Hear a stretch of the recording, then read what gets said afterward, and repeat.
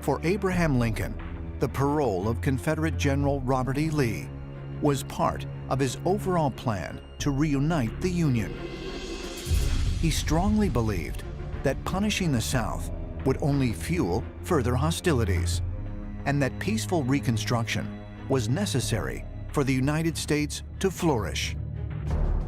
In most failed revolutions, the losing side is not pardoned. They're not forgiven.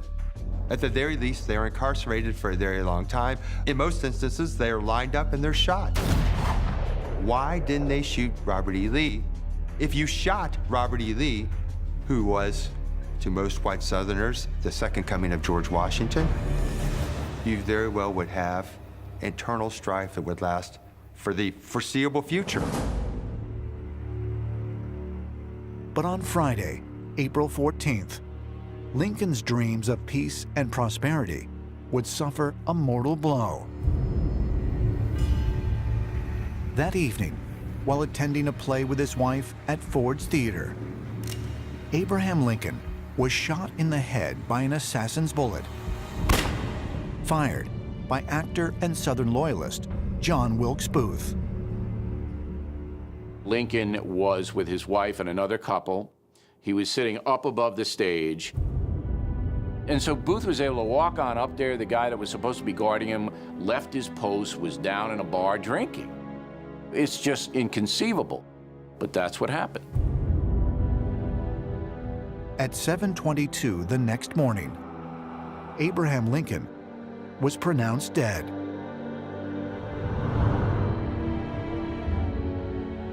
It is later discovered that his assassination had been part of a larger plot involving several co-conspirators. Booth had this crazy notion that he was going to be able to eliminate Lincoln and the South would rise again because of the death. He thought he would be a hero in the South. Booth and his Confederate sympathizers. They got to Secretary of State Seward, they beat him up, they stabbed him, they almost killed him, he didn't die. They didn't get to Vice President Andrew Johnson. They blew that entirely. Lincoln's assassination sent shockwaves not just through the North, but through the entire country. Some Confederates openly rejoiced at it. Other Confederates were very ambivalent or thought that Lincoln's assassination was a great disaster. The report has just reached us that President Lincoln has been assassinated. The heart of every soldier is filled with sorrow. To think that this war has nearly come to a close so that Mr. Lincoln could see the end and yet not be permitted to rejoice with us. It is sad. If Lincoln had not been assassinated, if he had been able to finish his second term, I think we would have seen a very conciliatory president. He said to do all to establish peace for all mankind.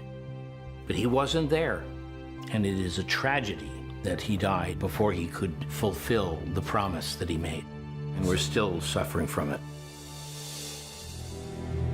For many in the nation, the assassination of Abraham Lincoln does not mark the end of the Civil War, but the beginning of an era that will be marred by the bloody scars of battle and haunted by the deaths of more than 600,000 men.